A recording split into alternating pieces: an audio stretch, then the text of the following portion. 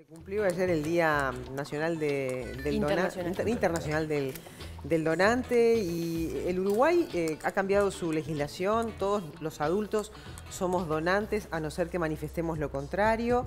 En el caso de los menores se requiere el consentimiento de los padres. Las cifras actualizadas a septiembre de 2020. Estamos acá con Misraki, seguramente cualquier cosa nos corrige. Raúl Misraki, que es el coordinador del Instituto Nacional de Donación y Trasplantes de Células, Tejidos y Órganos. ¿Cómo anda? ¿Todo bien? Bien, gracias por la invitación. No, gracias a usted por venir, porque es bien importante este tema. Tenemos además una historia muy linda para compartir que preparó Magdalena. A ver si estas cifras se van con el correlato de la realidad. Pacientes en lista de espera 458. Son cifras a septiembre de este 2020. Pacientes trasplantados 121. Donantes reales 47. Esto de donantes reales, ¿qué quiere decir? El donante real se refiere internacionalmente a aquel paciente que hace una muerte encefálica y dona efectivamente un órgano. No se refiere a pacientes que pueden estar en un registro como potenciales donantes, sino que efectivamente en ese país la cantidad de donantes de aquellas personas que donaron algún órgano, a eso se le llama donante real. Ahí está, o sea que el paciente que dona tiene que sufrir de una muerte encefálica. Esa es condición. Es la única posibilidad que tenemos de poder ser donantes de órganos. ¿Y eso por qué? Es fallecer en situación de muerte encefálica, porque en esa situación artificialmente se nos mantiene el corazón con vitalidad, se mantiene la oxigenación de los pulmones y los órganos se mantienen en buenas condiciones clínicas como para ser donados y ser trasplantados. ¿Cuántas de esas muertes hay por año? Es muy poco, porque solamente el 1% de la población a nivel mundial va a fallecer en esa situación clínica de muerte encefálica. Por eso que el número de donantes a nivel internacional es bajo en relación a la demanda, porque la probabilidad que tenemos todos de fallecer en esa situación clínica es muy baja. Ahí va. ¿Y cómo es el procedimiento inmediato a aparecer una persona, digamos, para donar un órgano, seguro? Sí, en ese caso empieza con el diagnóstico de la muerte encefálica en alguna unidad de terapia intensiva del país. Ahí se comunica al Registro Nacional de Donantes, al instituto. Ahí hay una persona 24 horas del día. Y nos llama a la coordinación de trasplante, donde hay un intensivista y una psicóloga de guardia las 24 horas del día, y ahí se trasladan hacia esa unidad de terapia intensiva.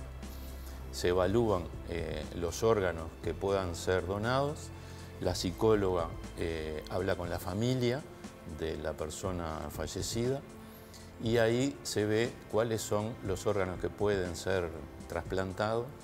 Se evalúa quiénes son más compatibles en la lista de espera, se le llama a las familias y a los pacientes para comunicarle la probabilidad de que pueda haber un órgano disponible para ellos, y se organiza toda la logística del traslado de los equipos quirúrgicos hacia esa unidad de terapia intensiva para realizar la ablación de los órganos. Y no debe pasar más que ¿cuántas horas?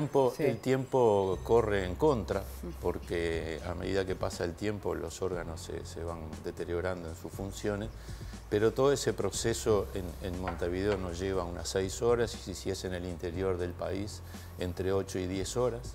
Y tenemos la colaboración, obviamente, de la Fuerza Aérea para esos traslados en el interior, a efecto de poder disminuir los tiempos. ¿Hay un límite de edad del donante? O sea, que un tipo de 50 y pico de años ya ni no tiene cuenta. No, Martín, a medida que va pasando el tiempo y que la gente tiene otra calidad de vida, los pacientes que ingresan a la lista de espera también son de mayor edad, y por lo tanto se ha flexibilizado la edad de los donantes dependiendo de quiénes son las personas que están en la lista de espera. Por más que exista una muerte encefálica, patologías previas que pudieran existir, que de alguna manera condicionaran el estado de los órganos, obviamente eso baja todavía más el porcentaje. Eso baja la probabilidad, porque si es una persona joven, que tenga 50 años, que recibió un bypass o que tiene algunos stents, ya el corazón no se puede usar. Si tomaba alcohol, el hígado no lo podemos usar. Si era un fumador, el pulmón tampoco.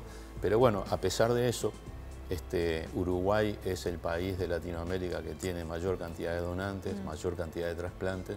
Las cifras del 2019 muestran eso, y en este 2020 es uno de los países de Latinoamérica que ha tenido una menor disminución en el número de trasplantes, lo cual es re importante para todos aquellos que están en la lista. Doctor, debe ser complicado, ¿no? La espera, ese tiempo en el que uno se encuentra en lista de espera. ¿Hay alguna contención para los pacientes y para las familias en ese trayecto de tiempo? De parte del instituto no, de parte de los equipos de trasplante, que son los que tienen el vínculo con el paciente y con la familia, sí, pero realmente es una espera dura.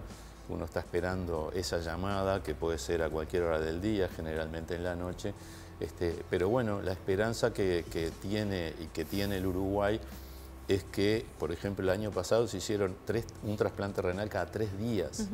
Se hizo un trasplante hepático cada 10, 12 días. Eso es muy relevante y es muy esperanzador, claro, para todos aquellos que hoy están esperando. Raúl, ¿cuántos de los trasplantados sobreviven? Mucho. ¿Es un porcentaje? La sobrevida de los pacientes en el Uruguay es similar a lo que es a nivel internacional, porque Uruguay dispone de la medicación para evitar el rechazo, que es la misma que se está utilizando en Europa y en Estados Unidos. Un paciente con un trasplante renal, a los 10 años, el 78% está con el riñón funcionando. A propósito, un paciente con un trasplante de corazón también, a los 10 años, casi el 75% mantiene el corazón funcionando. Son porcentajes muy buenos. Y hay posibilidad, obviamente, de un retrasplante. Ahí está, excelente. Antes de seguir conversando, porque hay un montón de preguntas acá también, vamos a hablar del tema de los niños, ¿no? Que ahí se requiere el consentimiento de los padres, llegado ese momento. Meternos en una historia que es muy linda, muy emotiva, de una jovencita que recibió hace poco, en este año, un año de pandemia. 7 meses, unos días antes de que estallara la pandemia. Ahí va. Sí, esta es la historia de Mili. Ella es una paciente con fibrosis quística, tiene 17 años y debía recibir una donación de sus 2 pulmones, un trasplante bipulmonar, que es una operación bien compleja, que no se hace acá, se hace en el Hospital Favaloro en Buenos Aires, con un donante uruguayo. Y la llamaron un día, los primeros días de marzo, a la mamá, y le dijeron: en media hora tenés que estar en el aeropuerto de Carrasco, porque vas a recibir tu trasplante bipulmonar. Perdón, porque es así, ¿no? Sí, este caso fue más bien particular. Ella estuvo, lo va a contar en la historia, muy poquito tiempo esperando, pero las personas que estaban adelante de ella, la mujer que iba a recibir este trasplante, no le era compatible, entonces de un momento a otro la llamaron y en media hora tenés que estar acá. Ella vive en Pocitos, bueno, salieron con la familia hacia el aeropuerto y por supuesto que cargando en esa mochila la esperanza de tener una nueva vida, pero mejor que lo cuente Mili. Bueno, me llamo Milagros Pradoto, tengo 17 años y cuando tenía 6 meses me diagnosticaron con fibrosis quística, que es una enfermedad que principalmente afecta a los pulmones, el aparato respiratorio y el aparato digestivo. No sé si siempre lo supe porque cuando era chica no sabía exactamente qué era lo que tenía, pero siempre supe que tenía algo y siempre supe que tenía que tener cuidados especiales, tratamientos especiales. Cuando era chica era una historia y después de que tuve 12 años es otra cosa. Pero hasta que tuve 12 años las diferencias eran, por ejemplo, que mis amigos iban a educación física con el colegio y yo no, porque no podía hacer natación, porque las piscinas, me recomendaban no meterme en piscinas de agua caliente y de clubs y todas esas cosas. Entonces no iba, o por ejemplo mis amigas venían a jugar a mi casa después del colegio y jugábamos con mi fisioterapeuta, porque yo hacía fisioterapia todos los días y ellas hacían fisioterapia conmigo. Yo tomaba muchos medicamentos y hacía terapias diferentes. Después de los 12 años fue como que la enfermedad empezó como a ganar terreno sobre mi cuerpo y empecé a tener internaciones, por ejemplo, que antes no tenía, nunca había tenido una internación hasta que tuve 12 años. En realidad creo que no es lo típico tampoco, pero a los 12 años tuve mi primera internación y ese año tuve unas cuantas y después de ahí seguí teniendo varias internaciones y complicaciones. Tenía que empezar a faltar al colegio, no podía salir con mis amigos o juntarme con ellos, o si me juntaba era dentro de un hospital que ellos me iban a visitar un rato. Y más de grande, tipo el año pasado, lo que más me limitó fue tener que usar oxígeno, ser oxígeno dependiente.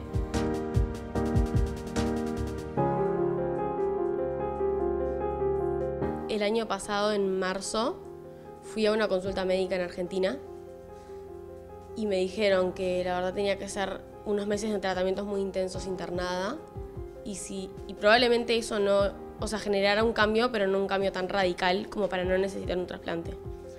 Pero en el momento yo no hice caso a eso y dije que no me iba a trasplantar y que si me tenía que trasplantar prefería morirme y lo ignoré.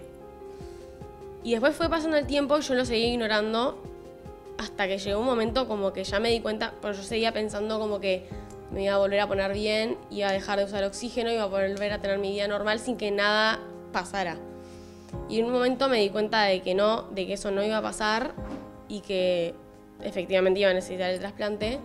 Y al principio no lo quería, después me daba mucho miedo, pero después cuando fue como que todos lo empezamos como a normalizar y a tomar como una opción de tratamiento y no como algo tan, como a lo que haya que tenerle miedo. ¿Qué era lo que te daba miedo? Y en realidad es una operación muy grande que en la que puede salir bien o puede salir mal. Y eso me daba miedo. Pero después fui como asumiendo que no estaba en mis manos, ni en las manos de mi madre, ni en las manos de nadie que fuera a salir bien o mal. Entonces fui como entregándome y aceptando. Y ahí empecé a vivir mucho mejor y lo pude aceptar. Nunca me mostré débil ante nadie, nunca dije tener miedo y nunca nada. Entonces mis amigos como que sí tenían miedo, porque ellos seguramente hayan buscado en internet o lo que sea, y los pronósticos que está en internet no son los mejores tampoco, y te hablan, no sé, un poco drásticamente. Entonces ellos sí estaban asustados y yo nunca me mostraba asustada. Y a la primera persona que le conté fue mi mejor amiga, y me acuerdo que yo estaba internada y me trajo un cuadro que decía que todo iba a estar bien.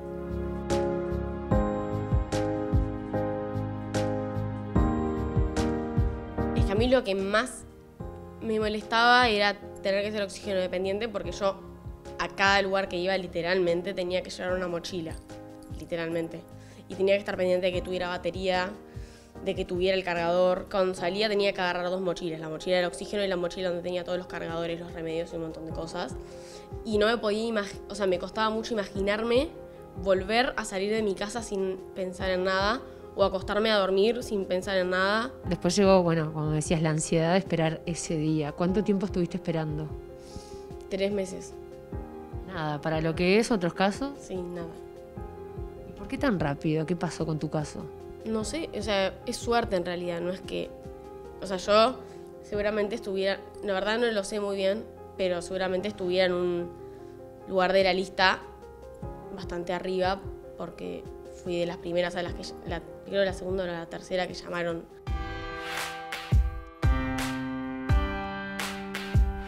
El 7 de marzo. El 7 de marzo es el cumpleaños de mi abuela. Estábamos mi abuela, mi madre y yo en casa, y estábamos hablando. Y en un momento a mi madre le suena el teléfono y yo me acuerdo que me acosté y dije, llega a hacer el trasplante ahora, yo me mato. Tipo, realmente me mato. Y la escuché ahora re preocupada y la miré y me di cuenta y me fui corriendo a mi cuarto a preparar nada porque me fui sin nada. Estoy temblando, me acaban de llamar, me tengo que ir al aeropuerto, me estoy en los remedios. Tipo, empecé a grabarme y a caminar por toda mi casa. Y después mi madre me dijo que en media hora teníamos que estar en el aeropuerto. ¿Media hora? En media hora, tipo, nos habían dicho que siempre tenías 2 horas para llegar al aeropuerto, pero me dijeron, no, tenés que estar en media hora porque si no llevamos a otra persona. Y entré re contenta, tipo, en ningún momento lloré, ni estuve nerviosa, ni tuve miedo, ni nada. Y arrancaba una nueva vida. Y como los primeros días que estuve allá no fueron muy lindos, sinceramente, no estaba muy bueno, pero es como que sabés que es la última vez que vas a estar en esa situación.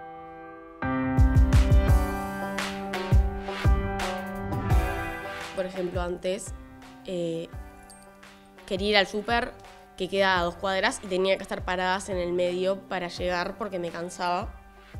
Y ahora, por ejemplo, salgo a caminar todos los días a la Rambla y camino entre 6 y 10 kilómetros. Yo no me podía reír. Tipo, mis amigas se ríen de mí porque dicen que cuando me reía empezaba con una risa y terminaba en una tos que casi termino vomitando. Y me dicen, te recambio la risa, te recambio la voz, como que me cambió todo.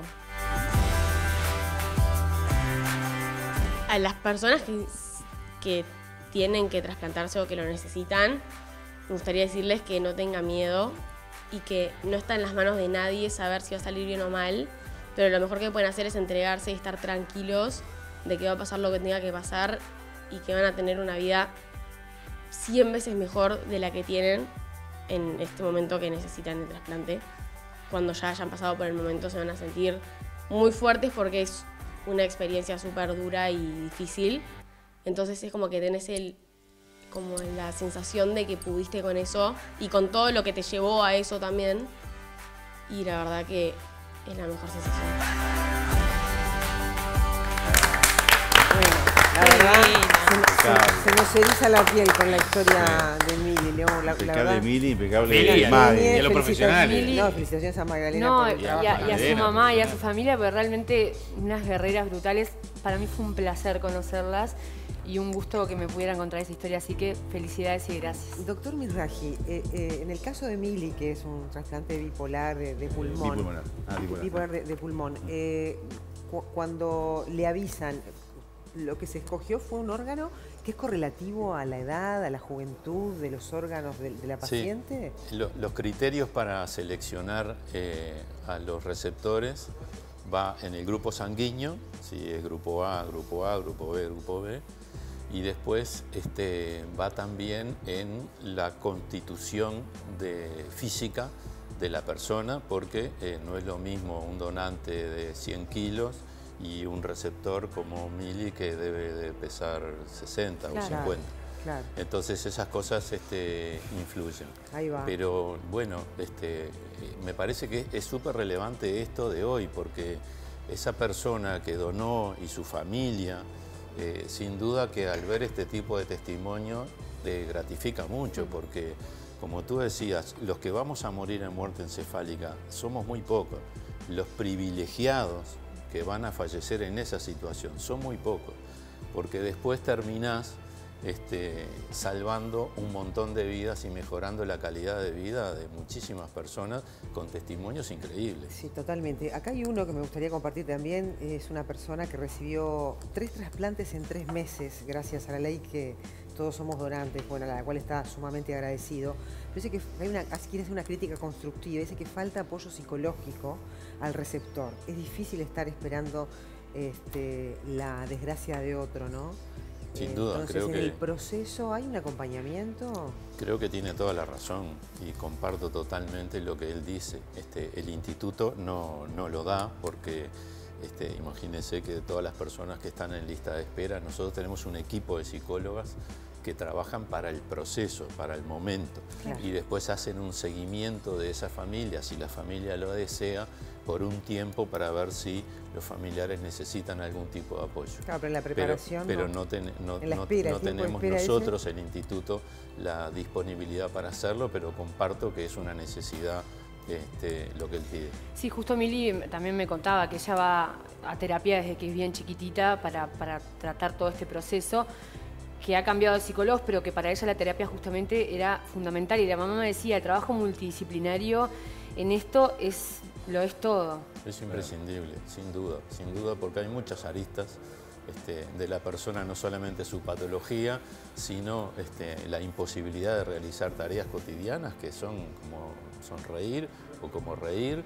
claro, o como ir caminando a un supermercado. El otro día hablábamos de la salud mental justamente y las carencias que había en ese sentido a nivel de instituciones tanto públicas como privadas, de una accesibilidad no solamente a psiquiatras sino a psicólogos. Y bueno, ahí es donde este es uno de los tantos temas en los cuales las instituciones de asistencia deberían de estar apuntalando, así como otras causas, ¿no? Doctor, preguntan si el diabético puede ser donante. Sí, cualquier persona puede ser donante. Y el diabético también. Lo importante es que esa persona que tiene una enfermedad sistémica como es la diabetes no tenga repercusión de la diabetes en los órganos que puedan ser trasplantados. ¿Y dónde se puede hacer la declaración si la intención es no donar? En el instituto, en el Hospital de Clínicas, en el 4º piso. Eso funciona los 365 días del año y las 24 horas del día. Puede ir a cualquier hora a realizar. Y acá hay una felicitación para usted, y se la leo textual. Felicitaciones al doctor Raúl Mizrahi, siempre llevando la medicina al más alto nivel, como lo hizo su padre, el doctor José Mizrahi Sardas, desde el pueblo de su infancia, Fray Marcos, Lo saluda un compañero del liceo, Eduardo Capobianco. Muchas gracias. Así que Los ahí va tornados, Fray Marcos. extensiva la A felicitación ver si para me todos. invita a un asado y vuelvo al puerto. ¿Hay porcentaje de cuánta gente declara no querer ser donante? Sí, es muy baja. Es muy baja. ¿Cuánto por Realmente, año? Por ejemplo, en 2019. Y son unas 150 personas por año que hacen la... Que van a decir que no quieren ser donantes. ¿Y qué manifiestan? No, nosotros en realidad preguntamos si tiene algún motivo. Religioso. Él dice que no, que bueno, que por ahora no tomó esa decisión y tampoco somos muy respetuosos de la decisión porque es una decisión personal y personalísima y la tenemos que respetar. Doctor, muchísimas gracias por venir. No, por Seguiríamos favor. conversando largo, pero bueno, si no, después se nos come el tiempo el cafecito, ¿no? Después se nos quedan todos chiquititos. Así Gracias que, a ustedes no, por favor. invitarnos Por favor, sí, un y placer. agradecerle en este día a todos aquellos uruguayos que han donado y que han permitido que Mili y otros han cambiado su vida. Incluso, Gracias. un paréntesis, incluso muchos que como padres dicen que no a donar algún órgano de su hijo fallecido, después se arrepienten, ¿no? Sí, muchas veces pasa. En el momento de la pregunta es un momento muy complejo, muy difícil. Para uno que es padre se pone en ese lugar, pero bueno, la mayoría de los papás acompañan y eso es muy gratificante en el posterior, ¿no? Porque todos vamos a morir, pero no todos vamos a tener la posibilidad de salvar vidas. Gracias, doctor. Ustedes. Gracias por el trabajo, además, que hacen. Buen día. Bueno, sí, la verdad, y felicitaciones, mañana estuvo precioso. No, felicitaciones a Mili. Yo simplemente fui un cable para traer esto. Y qué rico material las grabaciones que hizo ella, ¿no? No. Llegando al Pueden aeropuerto, Pueden seguirla en viajando. su cuenta de Instagram y en YouTube. Tiene bueno, cuenta todo el proceso y sobre todo a gente joven, gente chica de su edad, que nada, él ya habilita a hacerle consultas. Después le voy a pasar bien el Instagram porque no me acuerdo ahora. Habilita a hacerle consultas y bueno, ¿por qué tenés un cañito? Te dificulta para, bueno, hacer deporte. Consultas cotidianas que, bueno, es bien importante el trabajo de comunicación que hace Y también. qué valiente y qué madura, ¿no? En ese momento de tanto estrés. En ese momento de ¿no? tanto estrés, Claro, ese- ¿Cómo se relativizan los problemas chotos que tenemos a diario? totalmente. Eso es un tema de verdad, ¿no? Absolutamente, ¿no? Divino, divino, divino momento. Gracias, doctor. De vuelta es la No, tercera vez que le gracias a agradecemos. Seguimos agradeciendo.